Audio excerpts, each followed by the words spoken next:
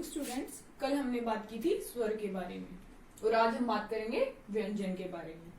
तो सबसे पहले व्यंजन होता क्या है? जिन वर्णों का उच्चारण स्वरों की सहायता से होता है उन्हें व्यंजन कहते हैं। क्या है कि जब भी हम कोई व्यंजन बोलते हैं तो हमें स्वर की ध्वनि उसके साथ सुनाई देती है। जैसे कै, तो हम कै बोल रहे हैं तो ए की आवाज आ रही है ना पीछे, तो इनका उच्चारण करते समय स्वरों की सहायता ली जाती है। हिंदी भाषा में कितने व्यंजन होते हैं? 33। कै से लेके है तक। उसके बाद आते हैं व्यंजन के भेद। व्यंजन के भेद दो भागों पे किए जाते हैं, दो आधारों पे किए जाते हैं, उच्चारण के आधार पर और श्वास की मात्रा के आधार पर। उच्चारण के आधार पर व्यंजन के 3 भेद माने गए हैं, स्पर्श, अंतस्थ और ऊष्म। तो स्पर्श व्यंजन क्या होता है कि जब भी हम स्पर्श व्यंजन का उच्चारण करते हैं ये कैसे लेके मैं तक होते हैं। कहां से? कैसे लेके मैं तक। तो जब भी हम स्पर्श व्यंजन का उच्चारण करते हैं इन व्यंजनों का, तो क्या होता है कि जो वायु है हमारे मुख के अलग अलग भागों को स्पर्श करती है। जैसे कै, खे, गे, तो जो वायु निकलती है वो हमारे मुख के अलग अलग भागों को स्पर्श करती है। उसके बाद आता है अंतस्थ व्यंजन। अंतस्थ व्यंजन जो होते हैं 4 होते हैं, य, रे, ल, व। तो क्या है कि अंतस्थ व्यंजन वो होते हैं कि जब भी हम इनका उच्चारण करते हैं तो वायु जो है वो तेजी से बाहर निकल जाती है, ज्यादा टाइम नहीं लगाती। उसके बाद आते हैं ऊष्म व्यंजन। ऊष्म व्यंजन जो होते हैं ये होते हैं 4, श, श, है। और जब भी इन व्यंजनों का हम उच्चारण करते हैं तो वायु हमारे मुख से बाहर निकलते समय ऊष्मा पैदा करती है। जैसे श, श, है। उसके बाद आते हैं श्वास की मात्रा के आधार पर। श्वास की मात्रा के आधार पर व्यंजनों को 2 भागों में बांटा जाता है, अल्प प्राण और महाप्राण। अल्प प्राण व्यंजनों का जो है उच्चारण करते समय हमारी प्राण वायु कम निकलती है। तो हम जैसे इसमें आते हैं कि प्रत्येक वर्ग का पहला, तीसरा, 5वां वर्ण और सारे अंतस्थ व्यंजन। अंतस्थ व्यंजन हमने बताए थे, यहाँ पे 4 होते हैं, वो सारे इसमें शामिल किए गए हैं। अब बात करते हैं वर्ग की कि प्रत्येक वर्ग ये क्या होता है। क्या है कि हमने व्यंजनों को वर्गों में बांटा हुआ है। जैसे कै, खे, गे, गे, डे, ये पूरी लाइन है, इसको कै वर्ग में लिखा जाता है।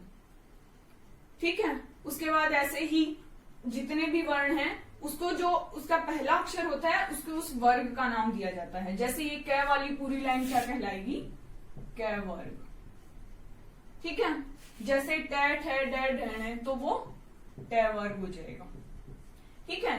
तो किसी भी वर्ग का पहला, तीसरा और 5वां वर्ण, जैसे कै वर्ग से ही एग्जांपल समझ लेते हैं कि कै वर्ग का पहला वर्ण कै हो गया, तीसरा वर्ण खे छोड़ दो फिर गे हो गया, 5वां वर्ण कै, खे, गे, घे, ड़े, ये हो गया।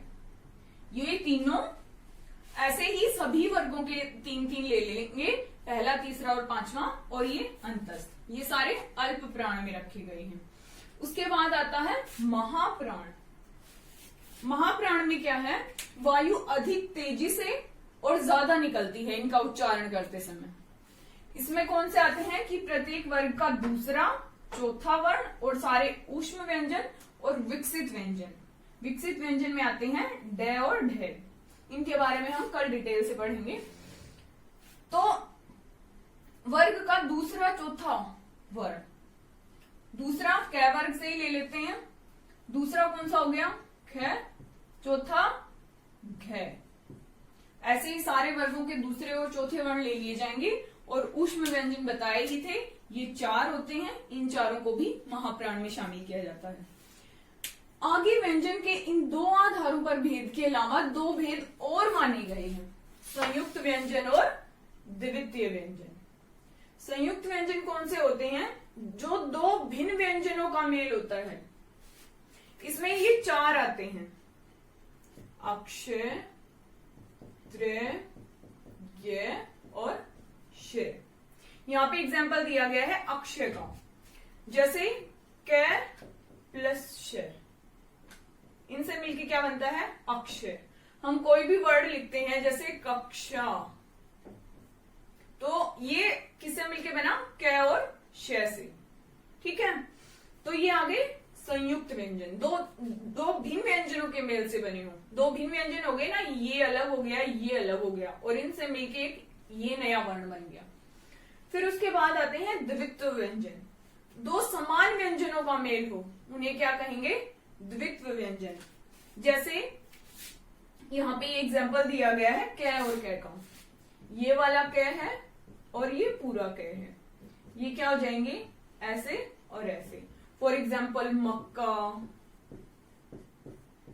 चक्का, लिखते हैं ना हम ये बहुत सारे वर्ड। क्या है इसका मतलब? क्या होता है जब भी किसी वर्ण को ऐसे लिखा जाता है हलंत के साथ, तो उसका मतलब होता है कि उसमें स्वर नहीं मिला हुआ। अगर हम इसको ऐसे लिखते तो ये ऐसे हो जाता, तो इसका मतलब क्या है कि इसमें स्वर नहीं मिला हुआ। और इस आधे क का मतलब भी क्या होता है कि इसमें स्वर नहीं मिला हुआ, ये समान होते हैं। हो गया इतना क्लियर? तो आज की वीडियो में बस इतना ही, आगे बचा हुआ टॉपिक कल क्लियर करेंगे।